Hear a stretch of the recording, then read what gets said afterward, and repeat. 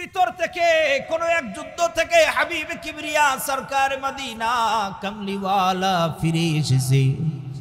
কিছু কাফের বেঈমানদেরকে যুদ্ধের ভিতরে পরাজিত করে ওই কাফেরদেরকে ধরে নিয়ে আসছে, যুদ্ধের বন্দী হিসাবে ওদেরকে ধরে নিয়ে আসছে। তো তাকায়া দেখে ওই যুদ্ধের বন্দীদের ভিতরে একজন মহিলা ছটফট ছটফট করে দিছি, ছটফট করে দিছি। যুদ্ধের ওই বন্দীদের ভিতরে একজন মহিলা ছটফট ছটফট করতেছে। নবীজি তার চেহারার দিকে তাকাইছেন, তার চেহারার দিকে তাকায়া দেখে তার স্তন বেয়ে বেয়ে দুধ পড়তেছে। বোঝাই গেল যে এই মা তার ছোট্ট সন্তান আছে, স্তন দিয়ে দুধ পড়তেছে আর মাটা যেন পাগল হয়ে যাইতেছে। ছোট্ট ওই বাচ্চাটার কথা যেমনি মনে হয়েছে, বাচ্চাটার কথা মনে হয়ে মাটা যেন বারবার যেন পাগলের মতো ঘুরতেছে ফিরতেছে। হঠাৎ করে নবীজি নির্দেশ দিলেন, যাও যাও যাও, ওই মায়ের ওই মার সন্তানটাকে মায়ের কাছে লয়ে আসো। কেউ একজন গিয়া সন্তানটাকে সামনে যেমনি নিয়ে আসছে, ওই মা সন্তানটাকে দেইকা পাগলের মতো একটা দৌড় দিয়া সন্তানের সামনে চলে গেছি। পাগলের মতো একটা দৌড় দিয়া সন্তানের সামনে গিয়া কলিজার টুকরা সন্তানটারে বুকের ভিতরে জড়ায়ালো। মা কলিজার টুকরা সন্তানটারে বুকের ভিতরে জড়ায়ালো, সঙ্গে সঙ্গে স্তনের ভিতরে দুধ পান করাইতে শুরু করে দিছে। মায়ের চোখ দিয়া ঝর ঝর করে পানি পড়তেছে, মা হাউ মাউ করে পাগলের মতো কাঁদতেছে। সন্তানটাকে বুকের সাথে জড়ায়া সন্তানকে দুধ পান করাইতেছে। এদিকে নবীজি সাল্লাল্লাহু আলাইহি ওয়াসাল্লাম এই দৃশ্য দেখে সাহাবীদেরকে ডেকে ডেকে বলতেছে, সাহাবীরা রে, বলো তো দেখি কোন মাকে জমিনের ভিতরে এই সন্তানটা যেই মাকে দেখলা, এই মা কি এই সন্তানটাকে আগুনের ভিতরে ফেলে দিতে পারবে? আল্লাহর নবীজির সাহাবীরা ডেকে ডেকে বলতেছেন, ইয়া রাসূলুল্লাহ, সাধ্য যদি থাকে জিন্দেগিতেও কোনো মা তার সন্তানকে আগুনে ফেলতে পারে না। সাধ্য যদি থাকে কোনো মা জিন্দেগিতে তার সন্তানকে আগুনে ফেলতে পারে না। সাধ্য যদি থাকে কোনো মা তার সন্তানকে জিন্দেগিতেও আগুনে ফেলতে পারে না। আল্লাহর নবী সরকার মদিনা কামলিওয়ালা নবী চোখের বাণী পালায়া পালায়া কাঁদতেছে আর সাহাবীদেরকে বলতেছে, সাহাবীরা রে, এই মা যেমন তার সন্তানকে ভালোবাসে, এই মা যেমন তার সন্তানকে মায়া করে মহব্বত করে, আগুনের ভিতরে ফাইলা দিতে পারে না। সাধ্য থাকতে আগুনের ভিতরে যেমনি ফেলতে পারে না। আল্লাহর জাতের কসম, আমার আসমানের মাওলা, আমার মালিক দুনিয়ার যত গোলাম আছে এই মায়ের চাইতে কোটি কোটি গুণ বেশি ভালোবাসে। বিসমিল্লাহির রহমানির রহিম। ওয়াহানানাম মিন লাদুন্না ওয়া যাকাহ ওয়া কানা তাকিয়্যা وبرًا بوالديه ولم يكن جبارًا عصيًّا। আল্লাহ রাব্বুল আলামিন ডেকে ডেকে বলতেছে, ওয়া হানানা মিন লাদুন্না ওয়া যাকাহ ওয়া কানা তাকিয়্যা ওয়া বাররাম বিওয়ালিদাইহি ওয়ালাম ইয়াকুম জাব্বারান আসিয়্যা। এই ৫-৬টা গুণ আল্লাহ রাব্বুল আলামিন ইয়াহইয়াকে দান করলেন। ১ নাম্বার শুনেন, রাব্বুল আলামিন ডেকে ডেকে বলে, ও নবী, আমি আমার পয়গম্বর ইয়াহইয়া আলাইহিস সালাতু ওয়াস সালামকে কয়েকটা গুণে গুণান্বিত করেছি। ওগো পয়গম্বর, আপনি তামাম দুনিয়ার মানুষদেরকে কথা বলে দেন, দুনিয়ার কোন মানুষ যদি এই গুণগুলো অর্জন করতে পারে তো আমি রব্বুল আলামিন ওয়াদা করলাম কিয়ামতের ময়দানে আমি আল্লাহ তার জান্নাতের জামিনদার হয়ে যাব।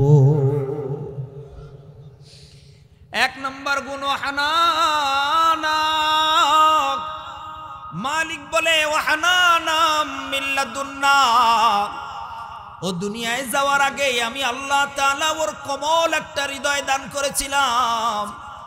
অন্তরটা নরম এক নমনীয় এক অন্তর আমি আল্লাহ তাআলা কোমলতা দিয়ে ওর অন্তরটা ভরপুর কোমল একটা অন্তর আমি আল্লাহ তাআলা তাকে দান করেছিলাম। দোস্তরে কোমল অন্তর খেয়াল করে দেখবেন, কোমল অন্তরের দাম আমার মালিকের কাছে বড় বেশি। রুক্ষ মেজাজের কিছু মানুষ আছে দুনিয়ার ভিতরে, দুই প্রকারের মানুষ হয়, একটা হয় ঠান্ডা মানুষ আর একটা হয় গরম মানুষ। একটা মানুষ আছে, কিছু মানুষ আছে সমাজের ভিতরে দেখবেন ঠান্ডা, আবার কিছু মানুষের সমাজের ভিতরে আছে গরম, কথা ওর সামনে কবাই যায় না, জোরে কোন আছে না নাই। আবার কিছু মানুষ আছে ঠান্ডা, প্রচন্ড ঠান্ডা মেজাজের মানুষ, যতই বলেন না কেন ও আপনার সাথে ঝগড়া করতে যাবে না। কোমল হৃদয়ের অধিকারী মানুষের জন্য মায়া হয়, মানুষের জন্য তার দয়া হয়, নিজের পরিবারের মানুষের জন্য তার দয়া হয়। শুধু নিজের পরিবারের মানুষ নয়, দুনিয়ার যত মানুষ আছে মানুষদের জন্য তার দয়া হয়। শুধু মানুষ নয়, দুনিয়ার ভিতরে কোনো মাখলুকও যদি থাকে, ওর ঘরের ভিতরে যদি একটা বিড়ালের বাচ্চা থাকে, ওই বিড়ালের বাচ্চার জন্য লোকটা মায়া করে। এমন কোমল হৃদয়ের মানুষ আছে না নাই? এবার আপনি আপনার সাথে এই কোরআনের কথাটা আপনি আপনার সাথে মিলায় দেখেন তো, আপনি কোমল না রুক্ষ? আপনি দেখেন সমাজের মানুষ আপনারে নরম দিলের মানুষ বলে নাকি রুক্ষ বলে? মনে রাখবেন, নরম দিলের মানুষ যারা হয় এই মানুষগুলো আমার মালিকের কাছে বড় দামি হয়। নরম দিলের মানুষ যারা হয় এই মানুষগুলো আমার মালিকের কাছে বড় দামি হয়। হাবিবে কিবরিয়া সরকার মদিনা কামলিওয়ালা বিশ্বনবী ডেকে ডেকে বলে, দুনিয়ার মানুষ শোনো, আমি মেরাজের রজনীতে রব্বুল আলামিন আমারে নিয়া জান্নাতুল ফিরদাউস দেখাইছে, জান্নাত দেখাইছে, আমারে জাহান্নাম দেখাইছে। আমি 7 জাহান্নাম দেখছি, 8 জান্নাত দেখছি। জান্নাতের ভিতরে যে মানুষগুলোকে আল্লাহ তাআলা আমারে দেখাইছে, আমার মালিক যাদেরকে দেখাইছে, আমি ওই জান্নাতের ভিতরে অধিকাংশ মানুষ এমন দেখছি যারা দুনিয়ার জমিনের ভিতরে নম্র ছিল, নম্র ভদ্র নরম কোমল হৃদয়ের অধিকারী মানুষগুলো জান্নাতীদের আলামত। আল্লাহু আকবার, জোরে কও। আর অহংকারী বদমেজাজি খাটাস এগুলো হচ্ছে জাহান্নামীদের আলামত। দোস্তরে শুধু ছুঁই না এখান থেকে চলে যাবেন না, আমার বাপ এখান থেকে শুধু ছুঁই না চলে যাবেন না, এই কান দিয়ে ঢুকাইয়া এই কান দিয়ে বের করে দিবেন না। এত বড় আয়োজন করা হয়েছে শুধুমাত্র একটা কারণে, এই কারণটার নাম হলো যেন এখান থেকে মানুষ কিছু শিক্ষা আমল করে যেন রবের জান্নাতে যাইতে পারে। কি বলেন, ঠিক না? এটার লাগেই তো নাকি, হ্যাঁ, এটার জন্যই তো এই আয়োজন, এটার জন্যই তো কোরআন থেকে আলোচনা। কি বলেন, ঠিক না? এর কারণে ওয়াহানানাম মিল্লাদুন্না, মালিক ডেকে কয় আমার পক্ষ থেকে নরম কোমল এক হৃদয় আমি তাকে দান করেছিলাম। জানো, কোমল হৃদয়ের মালিকের কাছে বড় দাম, কেননা রব্বুল আলামিন নিজেও নরম, রব্বুল আলামিন নিজেও কোমল। জোরে কোন সুবহানাল্লাহ। বুখারীর বর্ণনা, হাদিসের বর্ণনা, বুখারী শরীফের হাদিসের বর্ণনা, যুদ্ধের ভিতর থেকে কোন এক যুদ্ধ থেকে হাবিব কিবরিয়া সরকার মদিনা কামলিওয়ালা ফিরে এসেছে। কিছু কাফের বেঈমানদেরকে যুদ্ধের ভিতরে পরাজিত করে ওই কাফেরদেরকে ধরে নিয়ে আসছে, যুদ্ধের বন্দী হিসাবে ওদেরকে ধরে নিয়ে আসছে। তো তাকায়া দেখে ওই যুদ্ধের বন্দীদের ভিতরে একজন মহিলা ছটফট ছটফট করে দিছি, ছটফট করে দিছি। যুদ্ধের ওই বন্দীদের ভিতরে একজন মহিলা ছটফট ছটফট করতেছে। নবীজি তার চেহারার দিকে তাকাইছেন, তার চেহারার দিকে তাকায়া দেখে তার স্তন বেয়ে বেয়ে দুধ পড়তেছে। বোঝাই গেল যে এই মা, তার ছোট্ট সন্তান আছে, স্তন দিয়ে দুধ পড়তেছে আর মাটা যেন পাগল হয়ে যাইতেছে। ছোট্ট ওই বাচ্চাটার কথা যেমনি মনে হয়েছে, বাচ্চাটার কথা মনে হয়ে মাটা যেন বারবার যেন পাগলের মতো ঘুরতেছে ফিরতেছে। হঠাৎ করে নবীজি নির্দেশ দিলেন, যাও যাও যাও, ওই মায়ের ওই মার সন্তানটাকে মায়ের কাছে লয়ে আসো। কেউ একজন গিয়া সন্তানটাকে সামনে যেমনি নিয়ে আসছে, ওই মা সন্তানটাকে দেইকা পাগলের মতো একটা দৌড় দিয়া সন্তানের সামনে চলে গেছি। পাগলের মতো একটা দৌড় দিয়া সন্তানের সামনে গিয়া কলিজার টুকরা সন্তানটারে বুকের ভিতরে জড়ায়া লয়। মা কলিজার টুকরা সন্তানটারে বুকের ভিতরে জড়ায়া লয়া সঙ্গে সঙ্গে স্তনের ভিতরে দুধ পান করাইতে শুরু করে দিছে। মায়ের চোখ দিয়া ঝর ঝর করে পানি পড়তেছে, মা হাউ মাউ করে পাগলের মতো কাঁদতেছে, সন্তানটাকে বুকের সাথে জড়ায়া সন্তানরে দুধ পান করাইতেছে। এদিকে নবীজি সাল্লাল্লাহু আলাইহি ওয়াসাল্লাম এই দৃশ্য দেখে সাহাবীদেরকে ডেকে ডেকে বলতেছে, সাহাবীরা রে, বলো তো দেখি কোন মাকে জমিনের ভিতরে এই সন্তানটা যেই মাকে দেখলা, এই মা কি এই সন্তানটাকে আগুনের ভিতরে ফেলে দিতে পারবে? আল্লাহর নবীজির সাহাবীরা ডেকে ডেকে বলতেছেন, ইয়া রাসূলুল্লাহ, সাধ্য যদি থাকে জিন্দেগিতেও কোনো মা তার সন্তানকে আগুনে ফেলতে পারে না। সাধ্য যদি থাকে কোনো মা জিন্দেগিতে তার সন্তানকে আগুনে ফেলতে পারে না। সাধ্য যদি থাকে কোনো মা তার সন্তানকে জিন্দেগিতেও আগুনে ফেলতে পারে না। আল্লাহর নবী সরকার মদিনা কামলিওয়ালা নবী চোখের বাণী পালায়া পালায়া কাঁদতেছে আর সাহাবীদেরকে বলতেছে, সাহাবীরা রে, এই মা যেমন তার সন্তানকে ভালোবাসে, এই মা যেমন তার সন্তানকে মায়া করে মহব্বত করে, আগুনের ভিতরে ফাইলা দিতে পারে না। সাধ্য থাকতে আগুনের ভিতরে যেমনি ফেলতে পারে না। আল্লাহর জাতের কসম, আমার আসমানের মাওলা, আমার মালিক দুনিয়ার যত গোলাম আছে এই মায়ের চাইতে কোটি কোটি গুণ বেশি ভালোবাসে। আমার আল্লাহ তার কোন গোলামকে জাহান্নামে দিতে চায় না। কেন? আমার মালিকের কুদরতি দিলটা বড় নরম, আমার মালিকের কুদরতি দিলটা বড় নরম। এই মানুষের চাইতে আমার মালিকের কুদরতি দিল হাজারো গুণ বেশি নরম। নরম দিলের দাম, নরম দিল হলো এই সিফাতটা হলো মালিকের সিফাত। নরম দিল এই সিফাতটা হলো নবীজির সিফাত। নরম দিল এই সিফাতটা হলো নবীজির সিফাত। দুনিয়ার ভিতরে যত মানুষ আছে এই সব মানুষের ভিতরে আমার আপনার নবীজির দিল ছিল সবচাইতে বেশি নরম। জোরে কোন সুবহানাল্লাহ। আমার আপনার নবীজির দিল ছিল সবচাইতে বেশি নরম। নবী আমার মায়ার নবী, দয়ার নবী, নবী আমার দয়ার নবী, তার দিলটা ছিল নরম। মানুষের জন্য যেমন তার নরম দিল, পশু পাখির জন্যও তার নরম দিল, তামাম দুনিয়ার কুল কায়নাতের সবার জন্য যেন আমার নবীজির ছিল নরম দিল। দয়া মায়া দিয়া নবীজির দিলে রহম দিয়া ভরপুর ছিল, রহম দিয়া ভরপুর ছিল।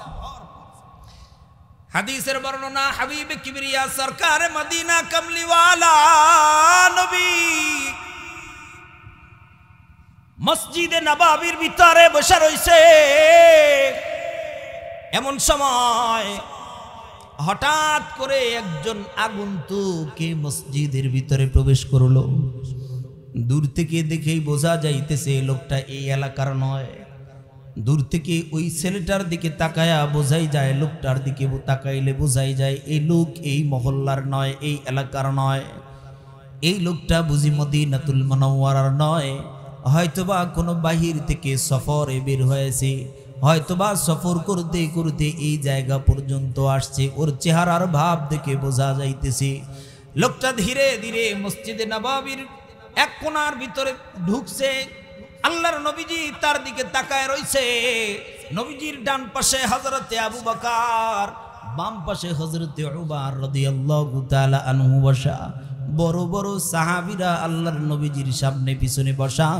এমন সময় হঠাৎ করে তাকাইলে দেখা যায় এই লোকটা মসজিদের নববীর কোণার মধ্যে ঢুইকা নিজের কাপড়টাকে আঙ্গায়া, নিজের কাপড়টাকে উঁচু করে মসজিদে নববীর কোণার ভিতরে প্রস্রাব করা শুরু করে দিছে। মসজিদ, জোরে আওয়াজ দিয়ে বলেন তো, মসজিদে কি প্রস্রাব করা যায়? বুঝেন নাই, জোরে কোন? মসজিদে কি প্রস্রাব করা যায়? কোন মন্দিরে প্রস্রাব করা যায় না, কোথাও কোন এরকম জায়গায় প্রস্রাব করা যায় না। লোকটা দাঁড়ায়া দাঁড়ায়া প্রস্রাব করা শুরু করছে। এদিকে হযরতে ওমর রাদিয়াল্লাহু তাআলা আনহু বুকের সঙ্গে একটা খঞ্জর তার ছিল, খঞ্জর। এই জায়গায় সব সময় নিজেকে আত্মরক্ষা করার জন্য সব সময় তাদের খঞ্জর থাকতো, খঞ্জর। এখন যেমন এই জায়গায় পিস্তল থাকে না, পিস্তল থাকে, ওই সময় কি থাকতো? খঞ্জর থাকতো, খঞ্জর, চাকুর মতো, ছুরির মতো। এই জায়গায় একটা খঞ্জর থাকতো। হযরতে ওমর রাদিয়াল্লাহু তাআলা আনহু নিজের খঞ্জরটাকে টান দিয়া বের করেছে, লাফ দিয়া দাঁড়াইছে।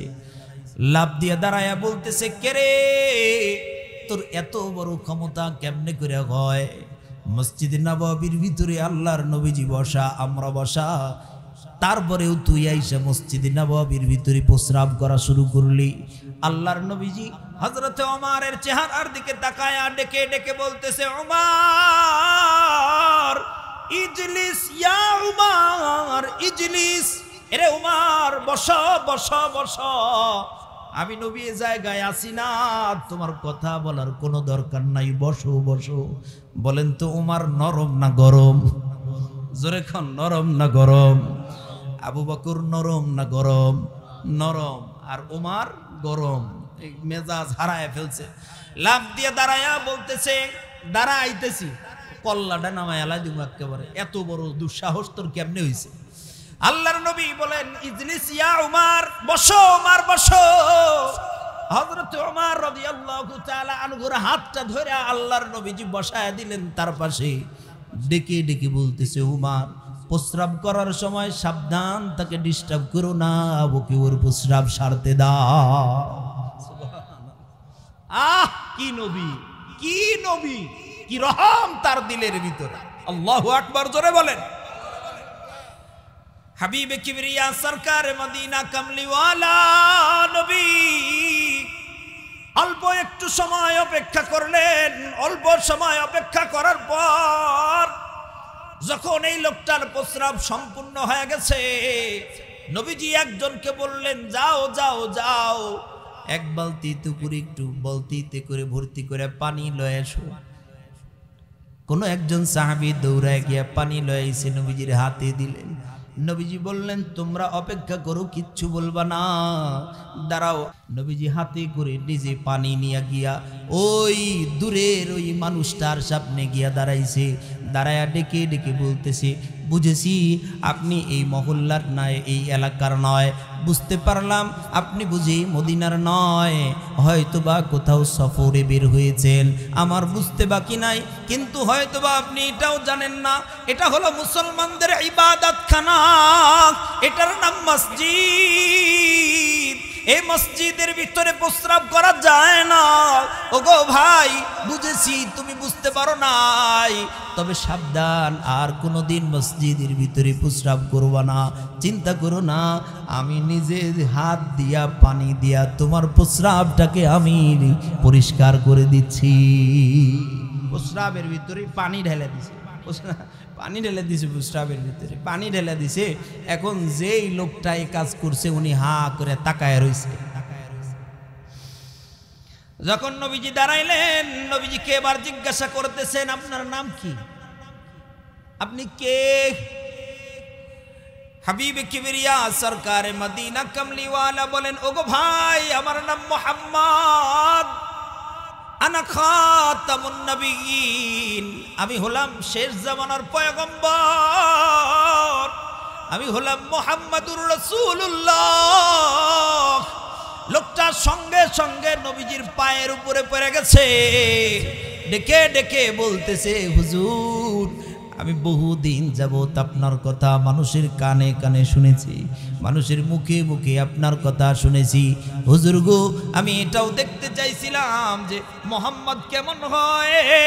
আমি মুসলমান নয়, আমি মুসলমান নয়, আমি অন্য ধর্মের মানুষ। হুজুর আমি এটা দেখতে চাইছিলাম, মোহাম্মদের কথা এতদিন যাবত পর্যন্ত শুনছি, আজকে নিজের চোখে দেখতে পাইলাম। হায় হায় হায়, আল্লাহু আকবার জোরে বলার জন্য রেডি হয়ে থাকেন, ইমানি জজবা নিয়া আল্লাহু আকবার জোরে বলার জন্য রেডি হয়ে থাকেন।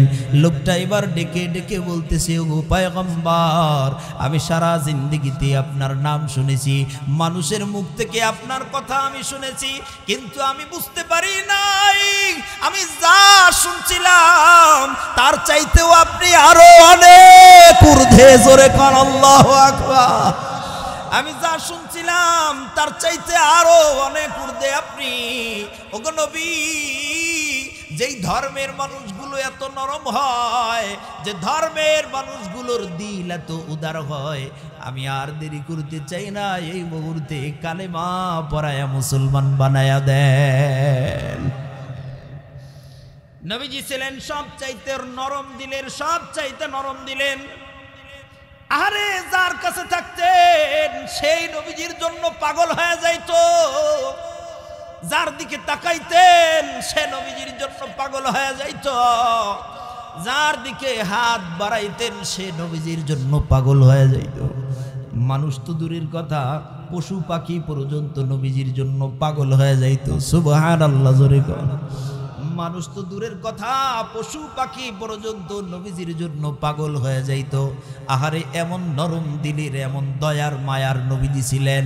আবু বকর রাদিয়াল্লাহু তাআলা আনহুরে ওই যে যেদিন রাসূল করিম সাল্লাল্লাহু আলাইহি ওয়াসাল্লামের সামনে আবু বকর রাদিয়াল্লাহু তাআলা আনহু গিয়ে বলতেছেন, ইয়া রাসূলুল্লাহ, মক্কাতুল মুকাররমায় নবী গো, মানুষগুলো সবাই রে তো আপনি ধীরে ধীরে আবিসিনিয়ায় হিজরতের জন্য পাঠাইতেছেন, ইয়াসরিবে আপনি হিজরতের জন্য পাঠাইতেছেন। ওগো পয়গম্বর, মেহেরবানি করে আপনি আমারেও হিজরতে পাঠাইয়া দেন, আমারেও আপনি পাঠাইয়া দেন। যেমনি কথা বলছে আল্লাহর নবী সাল্লাল্লাহু আলাইহি ওয়াসাল্লাম আবু বকরের কাঁধের উপরে এমন করে হাতটা দিয়ে ডেকে ডেকে বলতেছে, আবু বকর না রে না, সাবধান। আবু বকর তুমি হিজরতে যাইতে পারবা না, তুমি ইয়াসরিবে যাইতে পারবা না, তুমি আবিসিনিয়ায় হিজরতে যাইতে পারবা না। ইয়া রাসূলুল্লাহ, অনেক ঋতু পাঠাইতেছেন, তে আমারে পাঠান না কেন? আল্লাহর নবী ডেকে ডেকে বলতেছে, আবু বকর অপেক্ষা করো, অপেক্ষা করো, হয়তোবা অচিরেই আমারও এই মক্কা থেকে বের হয়ে যাওয়া লাগতে পারে।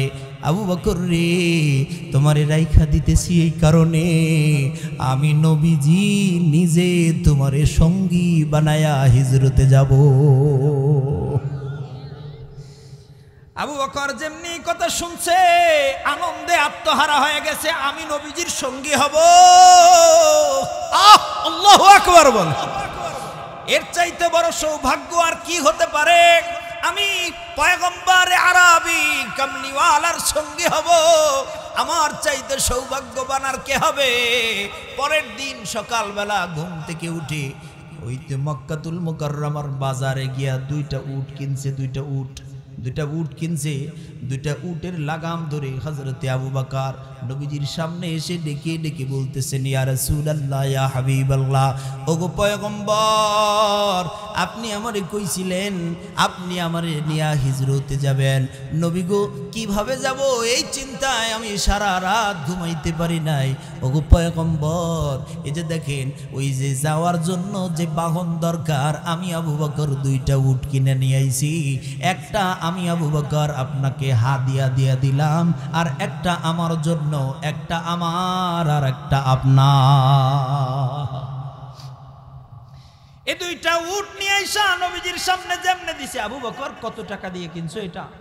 কত দিয়ে কিনছো এটা? ইয়া রাসূলুল্লাহ, এত টাকা দিয়ে কিনছি। নবীজি পকেট থেকে টাকা বের করে আবু বকর রে দিয়া দেয়, যাও যাও এটার মালিক আমি হয়ে গেলাম, তুমি আমারে দিছো, খুশি হইছি, কিন্তু এই টাকা লয়ে যাও, আজকে থেকে এটার মালিক আমি। ইয়া রাসূলুল্লাহ, হ্যাঁ নেন, এটার মালিক আমি। আবু বকর শুনো, আমার এটার নাম রেখে দিলাম কাসওয়া, আজকের পর থেকে আমার এই উটের নামটা হলো কাসওয়া। জোরে কোন কি? কাসওয়া। নবীজির উটের নাম কি? কাসওয়া। আজকের পর থেকে আমার এই উটের নাম হলো কাসওয়া। এই কাসওয়ারে লয়া হাবিবে কিবরিয়া সরকারে মদিনা কামলিওয়ালা মক্কাতুল মুকাররমা থেকে ওই মদিনায় যেদিন হিজরতে যায় এটার পিঠে করে চলে গেছে। আবার যেদিন মক্কা বিজয় করছে ওই দিনও এই কাসওয়ার পিঠে করে আইসা মক্কাতুল মুকাররমা নবীজি বিদায় করছে। ফাতেহে মক্কার দিন এই কাসওয়ার পিঠের উপর করে আইছে। আহা, এই যতদিন নবীজি দুনিয়ার ভিতরে জিন্দা ছিলেন ততদিন পর্যন্ত এই কাসওয়াকে আল্লাহর নবী ব্যবহার করছে। দোস্তরে কি মায়া, কি দয়া! খুব মন দিয়ে এখনকার কয়টা কথা শুনবেন। নবীজি সাল্লাল্লাহু আলাইহি ওয়াসাল্লাম শেষ সময়ে গিয়া যখন নবীজি এই দুনিয়া থেকে চিরবিদায় নিয়ে চলে যাবেন, এমন সময় এই নবীজি বিছানায় শুয়ে রইছে। দেখে রাখো, আমার কাসওয়ারে দেখো, আমার এটারে দেখো, আমার উম্মতরে দেখো, সব কিছু তোমাদের কাছে আমানত দিয়া গেলাম, আমার সুন্নাত গুলো তোমাদের কাছে আমানত দিয়া গেলাম, আল্লাহর কোরআন তোমাদের কাছে আমানত দিয়া গেলাম, উম্মত যা যা দিয়া গেলাম সুন্দর করে দেখে রাখো, দেখা হবে কিয়ামতের ময়দানে। নবীজির ইন্তেকাল হয়ে গেছে। হাবিবে কিবরিয়া সরকারে মদিনা কামলিওয়ালা নবীজির ইন্তেকাল হয়ে যাওয়ার পর নবীজির দাফন কার্য শেষ করার পরে পরের দিন আইসা হযরতে আবু বকর রাদিয়াল্লাহু তাআলা আনহু চিন্তা করতেছেন, আহারে কাসওয়াটারে তো খাবার দেওয়া নাই, গোটা মদিনার ভিতরে নবী নাই, এই শোকে সব মানুষ নিজেদের খাবারের কথা ভুলে গেছে। নবী নাই এই চিন্তায় সব মানুষগুলো যেন পাগল পারা হয়ে গেছে, সব মানুষগুলো দিক বিদিক হারায় ফেলছে, মানুষগুলো সব যেন পাগল হয়ে গেছে। হঠাৎ করে আবু বকর রাদিয়াল্লাহু তাআলা আনহুর মনে হইছে, আহারে আমার নবীজি যেই উটের পিঠের উপরে উইটা উইটা যাইতেন, আমার নবীজি যেই উটের পিঠের উপরে উঠতেন, অবলা প্রাণী আমার নবী তারে এত মায়া করতেন, আমার নবী তারে এত মায়া করতেন। কাসওয়ার কপালের উপরে আল্লাহ নবীজি চুমু এঁকে দিতেন, কাসওয়ার মাথাটা ধইরা উঠনি, এই উটের মাথাটা ধইরা আল্লাহর নবীজি বুকের ভিতরে জড়ায়া জড়ায়া ধরতেন, কাসওয়ার শরীরের ভিতরে নবীজি হাতটা এমন করে বুলায়া দিতেন, কাসওয়ারে বড় মায়া করতেন। কোনো সময় কোনো দিন কষ্ট দেয় নাই, কোনো দিন কোনো সময় কাসওয়ারে কোনো একটা দিনের জন্য কষ্ট পায় নাই, এমন মায়া করতেন এই প্রাণীটাকে। শোনেন শোনেন নবীজির কি মায়া ছিল এবং নবীজির জন্য কেমন পাগল ছিল। নবীজি যখন নাই, হযরতে আবু বকর সিদ্দিক রাদিয়াল্লাহু তাআলা আনহু চিন্তা করতেছে, আহারে আমার নবী তো নাই, নবীজি যেই বাহনটার উপরে উঠে উঠে চলছে, যাই দেখি তো তার কি হালাত। দৌড়ায়া কিছু খাদ্য নিয়া কাসওয়ার সামনে আবু বকর রাদিয়াল্লাহু তাআলা আনহু চলে গেছে। গায়া হযরতে আবু বকর রাদিয়াল্লাহু তাআলা আনহু ঝুড়ির ভিতর করে কিছু খাবার নিয়া কাসওয়ার সামনে গিয়া মুখের সামনে ধরে, কাসওয়া মুখটা অন্যদিকে ফিরায় নেয়, খাবার খায় না, ঝুড়ির ভিতরে মুখ লাগায় না। আবার বুঝে নাই, ঘুইরা গিয়া আবার কাসওয়ার মুখের সামনে খাবার ধরে, কাসওয়া আবার দিকে মুখটা ফিরায় লয়। আবু বকর বুঝে নাই, আবার গিয়া কাসওয়ার মুখের সামনে ধরে, খাবার পাল্টায় লয়, কাসওয়ার মুখের সামনে ধরে, কাসওয়ার মুখের ভিতরে খাবার যায় না। হযরতে আবু বকর পেরেশান হয়ে যাইতেছে, কাসওয়ার চেহারার দিকে তাকায়, মাথার উপরে হাতটা বুলাইয়া দেয়, শরীরের ভিতরে হাত বুলাইতেছে। আবু বকর পাগলের মতো হাউমাউ করে কাঁদতেছে আর বলতেছে, কাসওয়ারে তোরে দেইখা দেইখা আমার নবীজির কথা বড় মনে হয়ে যাইতেছে, কাসওয়া তোরে দেইখা আমার নবীর কথা মনে হয়। এরে কাসওয়া তোর পিঠের উপরে আমার নবীজি তোর পিঠের উপরে উইটা উইটা যাইতেন। আমার নবীজির শরীর মোবারক, তুই বড় দামি রে কাসুয়া, আমার নবীজির শরীর মোবারক তোর পিঠের সাথে লেগে লেগে থাকতো। আমার নবীজি তোরে বড় মায়া করে করে বুকের সাথে জড়ায়া ধরতো। কাসুয়া রে খা খা খা, খায় না, কোনো খাবার খায় না। দৌড়ায় গিয়ে একটু পানির ব্যবস্থা করতেছে, পানি নিয়ে আইছে। কাসুয়ার সামনে এবার পানি ধরছে আবু বকর, পানি ধরছে। কাসুয়া পানির ভিতরে মুখ না দিয়া মুখটা অন্যদিকে ফিরায় নেয়। বুঝতে আর বাকি নাই হযরতে আবু বকরের।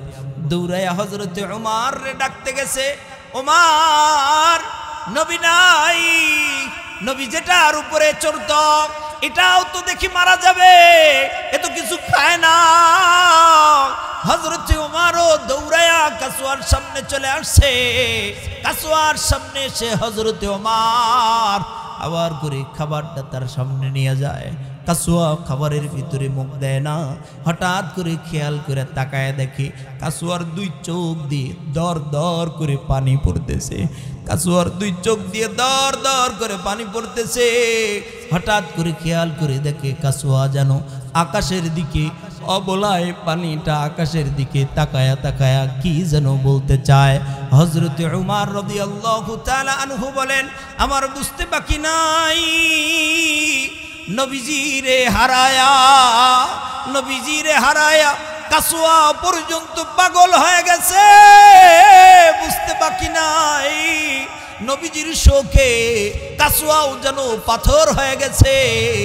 কাসুয়া আকাশের দিকে তাকায়া তাকায়া বারবার বারবার করে আওয়াজ করে করে কি যেন বলতে চায়। হযরতে ওমর ডেকে ডেকে বলতেছে, জানো আমার মন বলতেছে কাসুয়ার তো ভাষা নাই, বলতে পারে না। যদি সত্যিকারের কাসুয়ার ভাষা থাকতো তাহলে আমার মন বলতেছে কাসুয়া যেন আসমানের দিকে তাকায়া আসমানের মালিকরে যেন ডেকে ডেকে বলতেছে, আল্লাহ যে মদিনার ভিতরে নবী নাই, আমি এ মদিনায় আর থাকতে চাই না। যে দুনিয়ার ভিতরে আমার দয়ার নবী, আমার মায়ার নবী নাই, এ দুনিয়ায় আমি আর থাকতে চাই না। আল্লাহ তুমি আমারে লয়ে যাও, আমার নবী যে জায়গায় তুমি আমারে আমার নবীর কাছে পৌঁছায় দাও। যদি ভাষা থাকতো তাহলে হয়তো বা এমন করে কেঁদে কেঁদে, এমন করে কেঁদে কেঁদে হয়তো বা কাসুয়া এটাই যেন বুঝাইতে চাইতেছে, খায় না খায় না খায় না। 2 মাস পর্যন্ত কাসুয়া কিছুই খায় নাই। 3য় মাসে গিয়া কাসুয়া অবলা প্রাণী পাগলের মতো ছুটতে ছুটতে এক কূপের মধ্যে পড়ে মারা যায়। নবীজি পশু পাখি প্রাণীদেরকেও এত মায়া করত, কেননা নবীজির দিল ছিল নরম। আল্লাহ রাব্বুল আলামিন ডেকে ডেকে বলে, দুনিয়ার জমিনের মানুষরে, এ দুনিয়ার ভিতরে যাদের দিল নরম হয়, কোমল হৃদয়ের অধিকারী যে মানুষগুলো হয়, কোমল হৃদয়ের অধিকারী এ মানুষগুলোকে আল্লাহ জান্নাতীদের আলামত হিসেবে বলছে। সুবহানাল্লাহ, জোরে কোন আল্লাহ তাআলা ডেকে ডেকে বলে, আমি যাদেরকে জান্নাত দিয়েছি এমন কিছু মানুষদের কিছু গুণ আমি আল্লাহ তাআলা দিছি, তার মধ্যে কোমল অন্তর ওয়া হানানাম মিল্লাদুন্না, আমি আল্লাহ তাআলা কোমল এক হৃদয় দান করে দিয়েছি। এবার বলেন তো, কোমল হৃদয় বানানো দরকার আছে না নাই? আমরা কোমল হব, নরম হব না উগ্র হব? জোরে বলেন, নরম হব না উগ্র হব? হ্যাঁ, শক্তও হবেন সে সময় যখন রবের নির্দেশ আসবে। সব জায়গায় আবার নরম হলে চলবে না, কিছু জায়গায় শক্তও হওয়া লাগবে। জোরে কোন কথা ঠিক কিনা? কিছু জায়গায় লাথি মাইরা তালা ভাঙ্গা দরকার, কথা কোন ঠিক না? সব জায়গায় না, রব যেখানে বলছে নরম হওয়া সেখানে নরম হতে হবে। রব্বুল আলামিন ডেকে ডেকে বলে, ওয়া হানানাম মিল্লাদুন্না ওয়া যাকাত ওয়া কানা তাকিয়া। এরে দুনিয়ার মানুষ, 2 নাম্বার গুণ দুনিয়ার ভিতরে 2 নম্বর গুণ অর্জন করতে হবে, ওয়া যাকাত, পবিত্রতার গুণ অর্জন করা লাগবে। মানুষ একজন পবিত্র হবে, দুনিয়ার ভিতরের মানুষ পবিত্রতা অর্জন করবে। আরে 2 দিক দিয়া, বাহ্যিক চেহারার দিকেও মানুষ পবিত্র থাকবে, কেননা আল্লাহ পবিত্র, পবিত্রতাকেই রব পছন্দ করে। বলেন ঠিক না বেঠিক? মানুষ সবসময় পবিত্র অবস্থায় থাকবে নাকি নাপাক অবস্থায়? নাপাক অবস্থায় না, এটা হচ্ছে বাহ্যিকভাবে, এটা হলো বাহ্যিকভাবে পবিত্র অবস্থায় থাকবে। আর 2 নম্বর, তার মানুষ তার অন্তরটাকে পবিত্র বানায় ফেলবে। মানুষ তার অন্তরটারে পবিত্র বানাবে, গুনাহের ময়লা অন্তরের ভিতরে জমা করতে দিবে না, গুনাহের ময়লা অন্তরের ভিতরে জমা করবে না, গুনাহের ময়লা অন্তরের ভিতরে জমা করবে না, পবিত্রতা অর্জন করবে। আল্লাহ তাআলা বলেন, কদ আফলাহা মান তাযাক্কা ওয়া যাকারা ইসমা রাব্বিহি ফাসাল্লা। সফল সে মানুষ যারা নিজেদের আত্মাকে পরিশুদ্ধ করছে, পবিত্র করে ফেলাইছে, এই মানুষগুলো হলো সফল। আর 3 নাম্বার, এই আত্মাকে পরিষ্কার করে ফেলবেন। আত্মাকে পরিষ্কার, আত্মার ভিতরে কোনো কলুষতা রাখবেন না, আত্মার ভিতরে হিংসা বিদ্বেষ এই কোনো কিছুকে জায়গা দিবেন না।